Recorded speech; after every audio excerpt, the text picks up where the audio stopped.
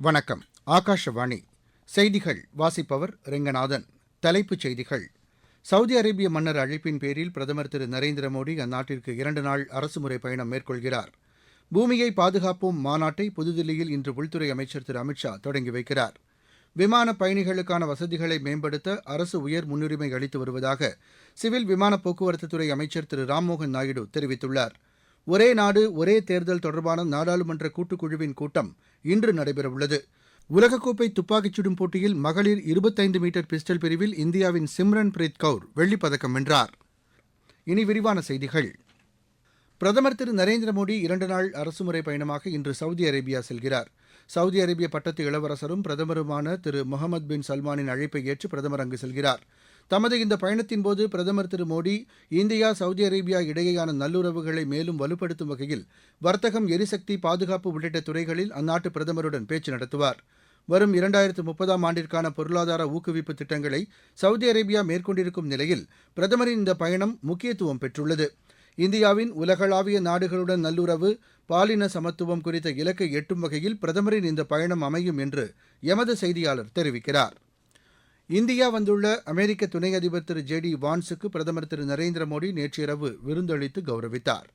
முன்னதாக அமெரிக்க துணை அதிபருடனான பேச்சின்போது இரு நாடுகளுக்கும் இடையே பல்வேறு துறைகளில் நீடித்து வரும் ஒத்துழைப்பு குறித்து அவர்கள் ஆலோசனை மேற்கொண்டனர்.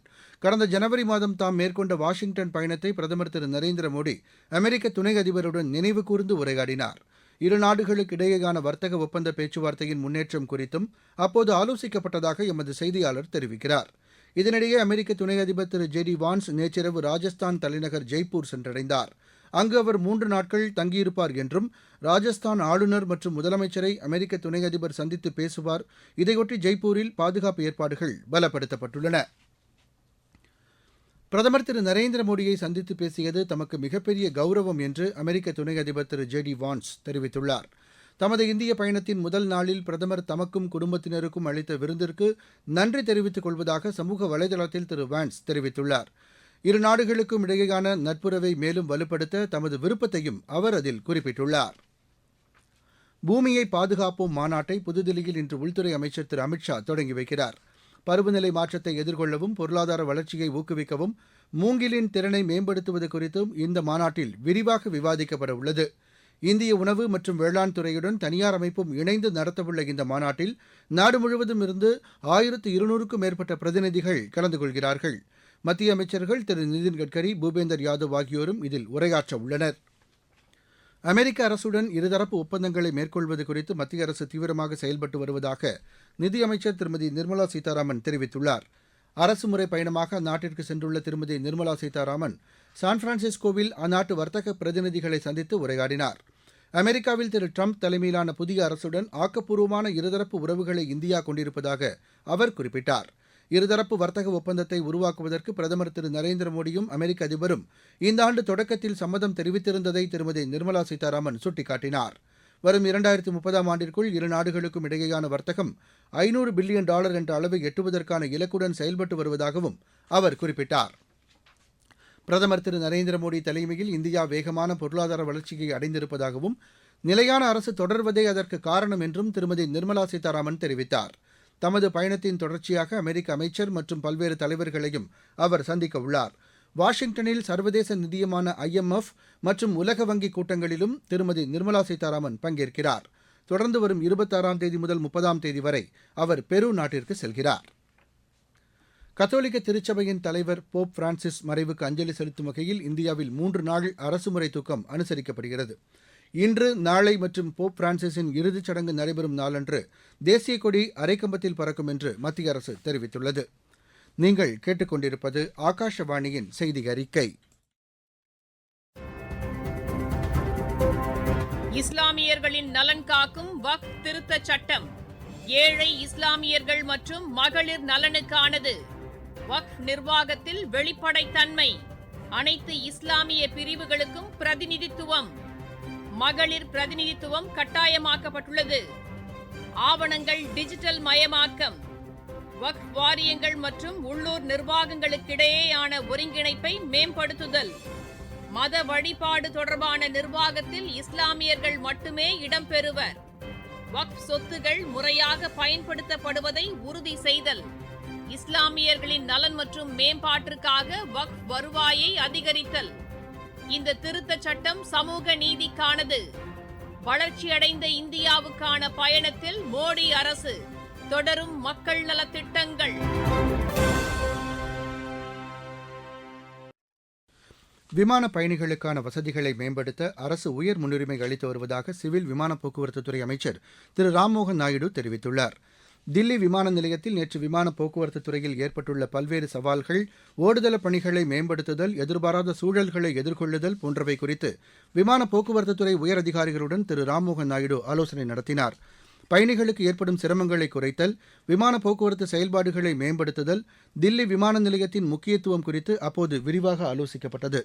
இந்த கூட்டத்தில் பேசிய திரு ராம்மோகன் நாயுடு, விமான பயணிகளுக்கான வசதிகளை மேம்படுத்துவதே அரசின் உயர் முன்னுரிமை என்று குறிப்பிட்டார். விமான நிறுவனங்களும் உயரதிகாரிகளும் இதனை கருத்தில் கொண்டு செயல்பட வேண்டும் என்று அவர் வலியுறுத்தினார். விமான பயணிகளுக்கான அறிவுறுத்தல்களை உரிய நேரத்தில் தெரிவிப்பதுடன் வெளிப்படைத்தன்மையை விமான நிறுவனங்கள் கடைபிடிக்க வேண்டும் என்றும் திரு ராம்மோகன் நாயுடு கூறினார். ஒரே நாடு ஒரே தேர்தல் தொடர்பான நாடாளுமன்ற கூட்டுக்குழுவின் முதல் கூட்டம் இன்று நடைபெறவுள்ளது. இன்றைய கூட்டத்தில் உச்சநீதிமன்ற முன்னாள் நீதிபதி திரு ஹேமந்த் குப்தாவுடன் குழுவின் உறுப்பினர்கள் கலந்துரையாட உள்ளனர்.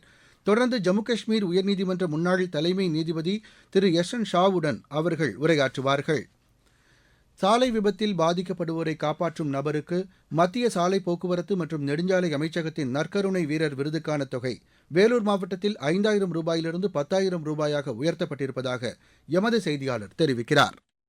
மத்திய சாலை போக்குவரத்து மற்றும் நெடுஞ்சாலை அமைச்சகத்தால் கொண்டுவரப்பட்ட நற்கருணை வீரருக்கு விருது வழங்கும் திட்டத்தில் மோட்டார் வாகன விபத்தில் சிக்கியவர்களுக்கு உடனடியாக உதவி அளித்து விபத்து நடந்த குறிப்பிட்ட நேரத்திற்குள் மருத்துவ சிகிச்சை மேற்கொள்ள மருத்துவமனை மற்றும் அவசர விபத்து பிரிவிற்கு விரைந்து கொண்டு சென்று உயிரை காப்பாற்றும் வீரருக்கு நற்கருணை பரிசு தொகை ரூபாய் 5,000 10,000 ரூபாயாக உயர்த்தியும் பாராட்டு சான்றும் அளிக்கப்படும் என்று தெரிவிக்கப்பட்டுள்ளது. வேலூரிலிருந்து மோகன். ராஜஸ்தான், மத்திய பிரதேசம் உள்ளிட்ட 7 மாநிலங்களில் அடுத்த 2 நாட்களுக்கு வெப்ப அலை தொடரும் என்று வானிலை ஆய்வு மையம் தெரிவித்துள்ளது. பீகார், ஜார்க்கண்ட், கொங்கன், கோவா, மராத்வாடா, குஜராத், கேரளா, தமிழ்நாடு மற்றும் புதுச்சேரி பகுதிகளில் ஒரு சில இடங்களில் தொடர்ந்து அனல் காற்று வீசும் என்றும் வானிலை மைய அறிக்கை தெரிவிக்கிறது. அதே நேரத்தில் அருணாச்சல பிரதேசம், அசாம், மேகாலயா மாநிலங்களிலும், ஒடிசா, நாகாலாந்து, மணிப்பூர், மிசோரம், திரிபுரா மாநிலங்களின் ஒரு சில பகுதிகளிலும் இன்று கனமழை பெய்ய வாய்ப்புள்ளதாக அந்த மையம் தெரிவித்துள்ளது. கர்நாடகத்தின் உட்புற பகுதிகளிலும் இடி மின்னலுடன் கூடிய கனமழைக்கு வாய்ப்புள்ளதாக வானிலை மைய அறிக்கை தெரிவிக்கிறது. உலக பூமி தினம் இன்று கொண்டாடப்படுகிறது. சுற்றுச்சூழலை பராமரித்து பூமி கிரகத்தை சமநிலையில் வைப்பதற்காக கடந்த 1970ஆம் ஆண்டு முதல் இந்த தினம் கடைபிடிக்கப்படுகிறது. ஆண்டுதோறும் இந்த தினம் கடைபிடிக்கப்படுகிறது. இந்த ஆண்டு நமது சக்தி நமது கிரகம் என்ற கருப்பொருளுடன் இந்த தினம் கொண்டாடப்படுகிறது. உலகக்கோப்பை துப்பாக்கிச் சுடும் போட்டியில் மகளிர் 25 மீட்டர் பிஸ்டல் பிரிவில் இந்தியாவின் சிம்ரன் பிரீத் கவுர் வெள்ளிப் பதக்கம் வென்றார். பெரு நாட்டின் லிமா நகரில் நடைபெற்ற இறுதிப் போட்டியில் 33 புள்ளிகள் பெற்று இவர் இந்த பதக்கத்தை வென்றார். இது சர்வதேச போட்டிகளில் அவர் பெற்றுள்ள முதல் பதக்கமாகும். ஐபிஎல் கிரிக்கெட் போட்டியில் குஜராத் அணி 39 ரன் வித்தியாசத்தில் கொல்கத்தா அணியை வென்றது. கொல்கத்தாவில் நேற்று நடைபெற்ற இந்த ஆட்டத்தில் முதலில் விளையாடிய குஜராத் அணி நிர்ணயிக்கப்பட்ட 20 ஓவரில் 3 விக்கெட் இழப்பிற்கு 198 ரன் எடுத்தது. 199 ரன் எடுத்தால் வெற்றி என்ற இலக்குடன் பின்னர் விளையாடிய கொல்கத்தா அணி 20 ஓவரில் 8 விக்கெட்டுகளை இழந்து 159 ரன் மட்டுமே எடுத்தது. நேற்றைய ஆட்டத்தில் கொல்கத்தாவை வீழ்த்தியதன் மூலம் குஜராத் அணி 6வது வெற்றியை பதிவு செய்து புள்ளிப்பட்டியலில் முதலிடத்தில் தொடர்ந்து நீடிக்கிறது. இன்று நடைபெறவுள்ள ஆட்டத்தில் லக்னோ அணி தில்லி அணியை எதிர்கொள்கிறது. லக்னோவில் இரவு மணி 7:30க்கு இப்போட்டி தொடங்கும். மீண்டும் தலைப்புச் செய்திகள். சவுதி அரேபிய மன்னர் அழைப்பின் பேரில் பிரதமர் திரு நரேந்திர மோடி அந்நாட்டிற்கு 2 நாள் அரசுமுறை பயணம் மேற்கொள்கிறார். பூமியை பாதுகாப்போம் மாநாட்டை புதுதில்லியில் இன்று உள்துறை அமைச்சர் திரு அமித்ஷா தொடங்கி வைக்கிறார். விமான பயணிகளுக்கான வசதிகளை மேம்படுத்த அரசு உயர் முன்னுரிமை அளித்து வருவதாக சிவில் விமான போக்குவரத்துத்துறை அமைச்சர் திரு ராம்மோகன் நாயுடு தெரிவித்துள்ளார். ஒரே நாடு ஒரே தேர்தல் தொடர்பான நாடாளுமன்ற கூட்டுக்குழுவின் கூட்டம் இன்று நடைபெறவுள்ளது. உலகக்கோப்பை துப்பாக்கிச் சுடும் போட்டியில் மகளிர் 25 மீட்டர் பிஸ்டல் பிரிவில் இந்தியாவின் சிம்ரன் பிரீத் கவுர் வெள்ளிப் பதக்கம் வென்றார். இத்துடன் இந்த செய்தி அறிக்கை நிறைவடைந்தது. எமது செய்திகளை சமூக வலைதள பக்கங்களில் AIR நியூஸ் சென்னை என்ற முகவரியிலும் RNU சென்னை என்ற யூடியூப் சேனலிலும் உடனுக்குடன் அறிந்து கொள்ளலாம்.